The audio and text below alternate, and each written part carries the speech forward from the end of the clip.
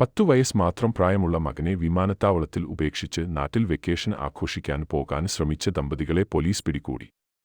സ്പെയിനിലെ വിമാനത്താവളത്തിലെത്തിയ ദമ്പതികൾ കുട്ടിയെ അവിടെ ഉപേക്ഷിച്ച് ഫ്ലൈറ്റ് ബോർഡ് ചെയ്യാൻ ശ്രമിക്കുകയായിരുന്നുവെന്ന് ന്യൂയോർക്ക് പോസ്റ്റിൽ വന്ന റിപ്പോർട്ടിൽ പറയുന്നു.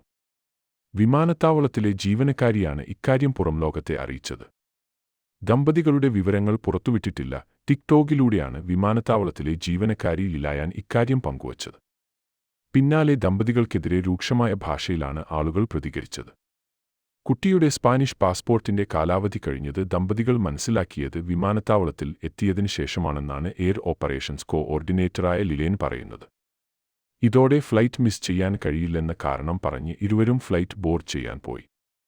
ബന്ധുവിനെ വിളിച്ച് മകനെ കൂട്ടിക്കൊണ്ടുപോകാൻ ഏൽപ്പിച്ചുവെന്നാണ് ഇവർ വിമാനത്താവളത്തിലെ അധികൃതരോട് പറഞ്ഞത്. വിവരം വിമാനത്താവളത്തിലെ അധികൃതർ പോലീസിനെ അറിയിച്ചു.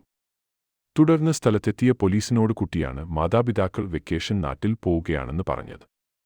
പോലീസിന്റെ ഇടപെടലിൽ ദമ്പതികളുടെ